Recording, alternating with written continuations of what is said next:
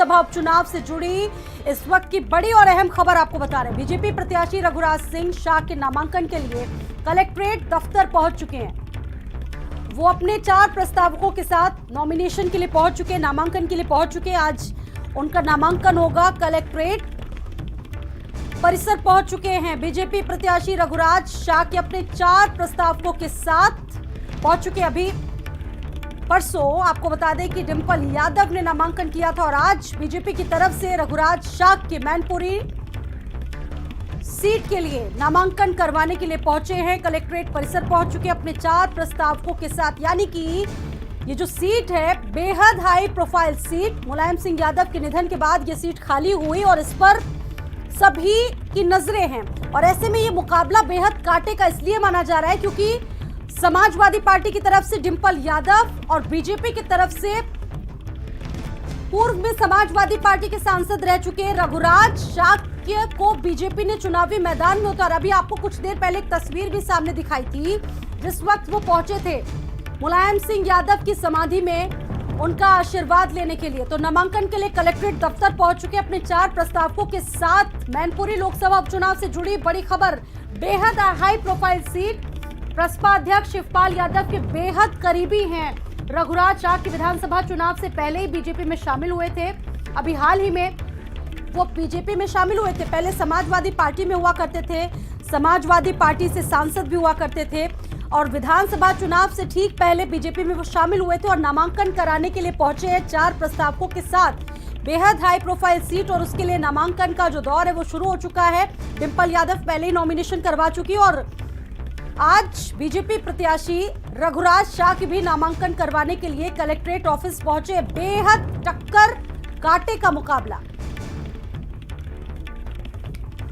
अपने तमाम समर्थकों के साथ, अपने तमाम कार्यकर्ताओं के साथ पहुंचे हैं।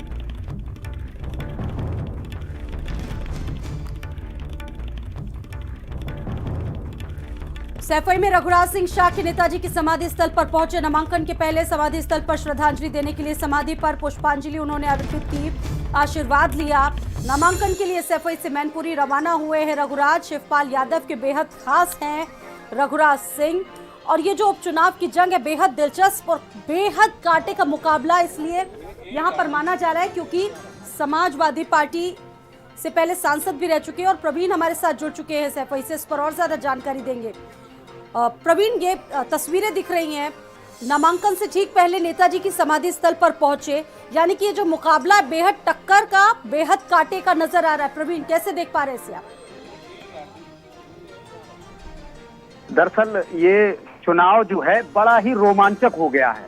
एक तरफ पूरी पार्टी और अस्तित्व बचाने की जिद्दोजहद में लगी हुई है, दूसरी तरफ ये भाजपा है जो दशकों से इंतजार कर रही थी, उसके लिए मुफीद समय है। और एक तरफ बहू है, दूसरी तरफ शिष्य है।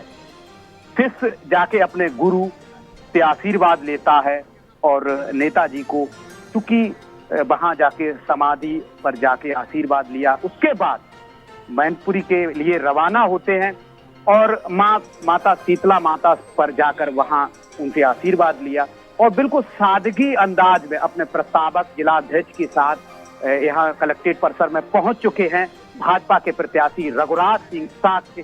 और नामांकन की प्रक्रिया जो वो पूर्ण करने के लिए जिला, यानी कि जो मुकाबला है प्रवीण बहुत कांटे का हो चुका है, बहुत दिलचस्प, जैसा कि आप जिक्र कर रहे हैं, बहुत ज्यादा हो चुका है क्योंकि डिंपल यादव पहले ही नामांकन करवा चुकी है और आज रघुराज सिंह भी पहुंचे, रघुराज शाह के पहुंचे नामांकन करवाने के लिए अपने 4 प्रस्तावकों के साथ। प्रस्तावकों में कौन कौन मौजूद है?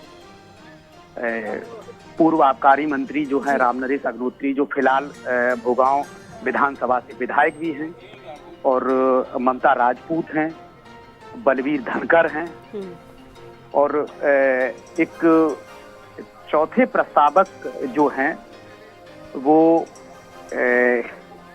उनके स्थान पर कुछ परिवर्तन कर दिया गया था। ब्रजप्रांत के आलोक साथ के हैं, आलोक गुप्ता जी हैं। वही ये पूरा जो एक अचानक कल तक जो मीडिया या कार्यक्रम में जो दिया गया था उसमें डिप्टी सीएम से लेकर और प्रदेश के भाजपा के जो अध्यक्ष हैं भूपेंद्र सिंह चौधरी की मौजूदगी की बात की गई थी, लेकिन अचानक इस कार्यक्रम में पूरे कार्यक्रम को बदल दिया है। सबसे पहले नामांकन, सादगी तरीके से नामांकन, उसके बाद बैठक, उसके बाद एक बड़ी जनसभा का आयोजन जिसमें ये कार्य जी बिल्कुल प्रवीण, लेकिन बड़ी बात यह है कि मैनपुरी का चुनाव बेहद रोचक होने जा रहा है, क्योंकि शिवपाल यादव की देखा था पहले समाजवादी परिवार से तल्खी, और अभी हाल ही में जब विधानसभा चुनाव हुए उस वक्त समाजवादी पार्टी का दामन छोड़कर बीजेपी ज्वाइन कर ली थी रघुराज। तो कितना नुकसान हो सकता है समाजवादी पार्टी को इस बार इस कैंडिडेट के तौर पर? अगर राजनीति दृष्टिकोण से देखें तो इनकी अग्नि परीक्षा भाजपा ने पहले ही ले चुकी है। कहीं ना कहीं जो इनके शब्दों से जो बताया जा रहा, और कहा भी है इन्होंने भारत समाचार से कि हम कोई भी अगर निर्णय लेते हैं, राजनीतिक निर्णय, कारण यह है कि सिर्फ इनके राजनीतिक जो गुरु हैं बहुत ही नजदीकी शिवपाल सिंह यादव हैं, और उनको बगैर सूचित करे ये कोई निर्णय नहीं देते।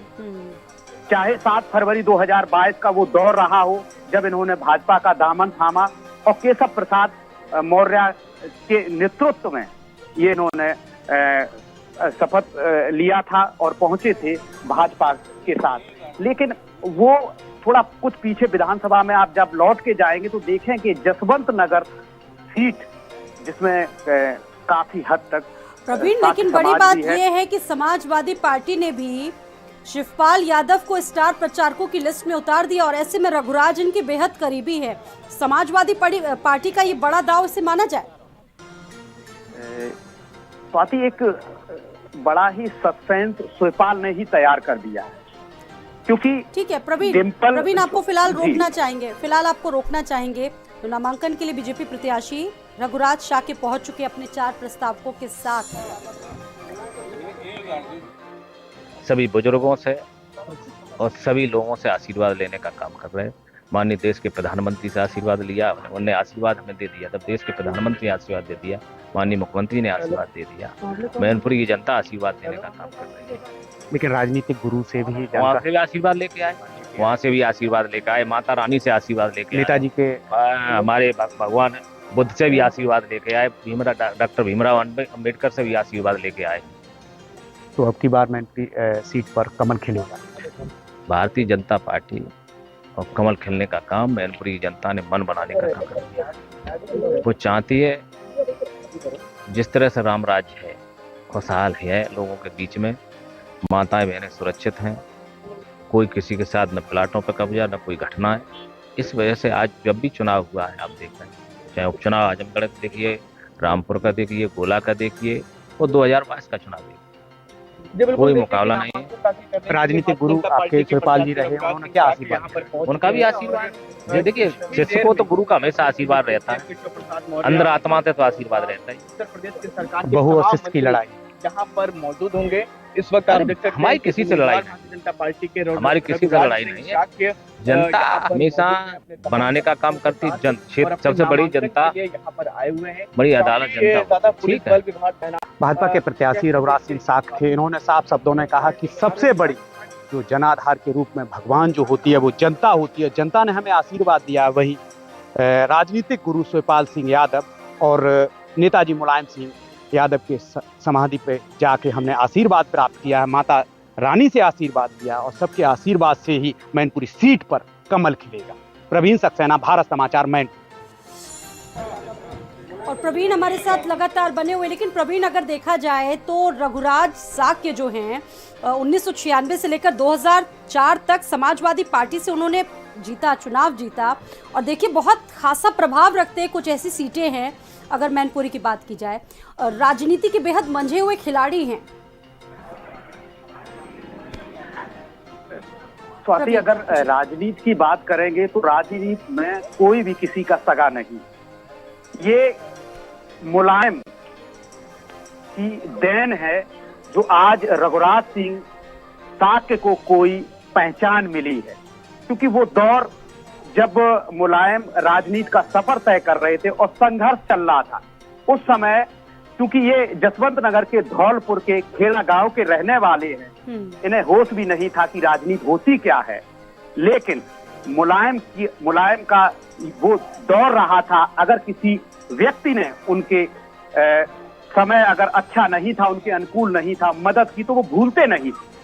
उनका फल और उनका परिणाम इन्होंने रघुराज साक्य के रूप में दिया। क्योंकि ये जानकारी मिल रही है कि जो रघुराज सिंह साक्य के भाजपा इस समय प्रत्याशी जो है, उनके चाचा यानी कि धनी राम के बहुत ज्यादा मुलायम नजदीकी थे और उस काल में इनकी मुलायम की हल्की सी मदद कर दी थी समर्थन के रूप में। और जब समाजवादी का कुनबा बढ़ा और समाजवादी का वर्चस्व आया तो उन्होंने रघुराज साक्य को राजनीति में उतार दिया। 1999 और 2004 में सांसद इटावा से चुने गए। 2012 में ये इटावा सीट से एमएलए भी रहे हैं। लेकिन उसके बाद जो सोयपाल और अखिलेश में हल्की सी तलक बढ़ी है, तो इस दौरान ये चूंकि राजनीति गुरु सोयपाल को मानते थे, उन्हीं के साथ चले गए और प्रसपा ज्वाइन कर ली, प्रदेश के उपाध्यक्ष बने। उसके तुरंत बाद इनको ये उम्मीद थी कि 2022 में जब विधानसभा चुनाव होगा तो सदर सीट से समाजवादी पार्टी हमें मैदान में उतारेगी। उलटफेर हो गया और इन्होंने पटकथा लिखना प्रारंभ कर दिया और केशव प्रसाद मौर्य फिलहाल रुकना चाहेंगे प्रवीण, आपको फिलहाल बुजुर्गों से रुकना और सभी लोगों से आशीर्वाद लेने का काम कर रहे हैं। माननीय देश के प्रधानमंत्री से आशीर्वाद लिया, उन्होंने आशीर्वाद हमें दे दिया। जब देश के प्रधानमंत्री ने आशीर्वाद दे दिया, माननीय मुख्यमंत्री ने आशीर्वाद दे दिया, मैनपुरी की जनता आशीर्वाद देने का काम कर रही है। लेकिन राजनीतिक गुरु से भी वहाँ से भी आशीर्वाद लेके आए, वहाँ से भी आशीर्वाद लेके आए, माता रानी से आशीर्वाद लेके आए, नेताजी के हमारे भगवान बुद्ध से भी आशीर्वाद लेके आए, डॉक्टर भीमराव अम्बेडकर से भी आशीर्वाद लेके आए। तो अब की बार मैनपुरी सीट पर कमल खिलेगा। भारतीय जनता पार्टी और कमल खिलने का काम मैनपुरी की जनता ने मन बनाने का काम कर दिया। वो चाहती है जिस तरह से राम राज्य है, खुशहाल है, लोगों के बीच में माताएं बहनें सुरक्षित हैं, कोई किसी के साथ न प्लाटों पर कब्जा न कोई घटना है। इस वजह से आज जब भी चुनाव हुआ है, आप देख रहे हैं, चाहे उपचुनाव आजमगढ़ का देखिए, रामपुर का देखिए, गोला का देखिए और 2022 का चुनाव देखिए, कोई मुकाबला नहीं है। राजनीतिक गुरु आपके सोयपाल जी रहे, उन्होंने क्या आशीर्वाद? उनका भी आशीर्वाद ये देखिए, शिष्य को तो गुरु का हमेशा आशीर्वाद रहता है, अंदर आत्मा से तो आशीर्वाद रहता है। उत्तर प्रदेश की सरकार बहुवशिष्ट की लड़ाई यहाँ पर मौजूद होंगे। इस वक्त आप देख सकते हैं हमारी किसी से लड़ाई नहीं, भारतीय जनता पार्टी के हमारी किसी से लड़ाई नहीं है। जनता हमेशा बनाने का काम करती, क्षेत्र सबसे बड़ी जनता, यहाँ पर आए हुए हैं, बड़ी अदालत जनता, ठीक है। भाजपा के प्रत्याशी रघुराज सिंह साक्य थे। इन्होंने साफ शब्दों में कहा कि सबसे बड़ी जो जनाधार के रूप में भगवान जो होती है वो जनता होती है। जनता ने हमें आशीर्वाद दिया। वही राजनीतिक गुरु सोयपाल सिंह यादव और नेताजी मुलायम सिंह यादव के समाधि पे जाके हमने आशीर्वाद प्राप्त किया है, माता रानी से आशीर्वाद लिया और सबके आशीर्वाद से ही मैनपुरी सीट पर कमल खिलेगा। प्रवीण सक्सेना, भारत समाचार, मैनपुरी। चुनाव को लेकर जहां कानून व्यवस्था चकाचौंध रहे, हमारे साथ जिले के कप्तान कमलेश दीक्षित हैं। उन्हीं से जानते हैं कि उपचुनाव एक चुनौती है। ऐसा नहीं है कि राजनीतिक दलों के लिए, पुलिस के लिए भी है, शांति व्यवस्था के लिए भी। क्या कहेंगे, किस तरीके से व्यवस्था की गई है? आगामी लोकसभा चुनाव को दृष्टिगत रखते हुए हर जगह सुरक्षा के व्यापक प्रबंध किए गए हैं। जैसे अभी नामांकन चल रहा है, 10 तारीख से लेकर 17 तारीख तक की ये प्रक्रिया है। इसमें चारों तरफ कलेक्ट्रेट बैरिकेटिंग कराई गई है, ड्यूटियां लगाई गई हैं, जिससे कि आयोग के जो नॉर्म्स हैं उसका कहीं वायलेशन ना हो सके। इसके लिए सादे कपड़े में भी ड्यूटी लगाई गई है, डीएफएमडी और एचएचएमडी भी लगाया गया है, जिससे कि सख्ती से और कड़ाई से और पारदर्शी तरीके से संपूर्ण प्रक्रिया संपन्न हो सके। जो चुनाव आयोग की गाइडलाइंस है उसी के अनुरूप जो व्यवस्थाएं की गई हैं, उसमें आज कौन कौन लोग चुनाव के लिए पहुंच रहे हैं, प्रत्याशी किसका हो रहा है, क्या समय रहेगा? आज प्राप्त जानकारी के अनुसार एक राष्ट्रीय दल के प्रत्याशी का नामांकन है। इसके लिए सभी ड्यूटियां अलर्ट कर दी गई हैं, जिससे कि जो एक प्रत्याशी के साथ 4 प्रस्तावक जा सकते हैं वो जाएंगे। सारे प्रबंध कर दिए गए हैं और शांतिपूर्ण तरीके से नामांकन की प्रक्रिया संपन्न होगी और आगे भी अच्छी मजबूत ड्यूटी रहेगी, जिससे कि कहीं कोई अप्रिय स्थिति न पैदा हो सके। वही शांतिपूर्ण ढंग से चुनाव, इसकी पूर्ण व्यवस्था पुलिस की ओर से कर दी गई है और जो भी चुनाव आयोग की गाइडलाइंस है उनके अनुरूप काम किया जाएगा। प्रवीण सक्सेना, भारत समाचार, मैनपुरी। उधर मुजफ्फरनगर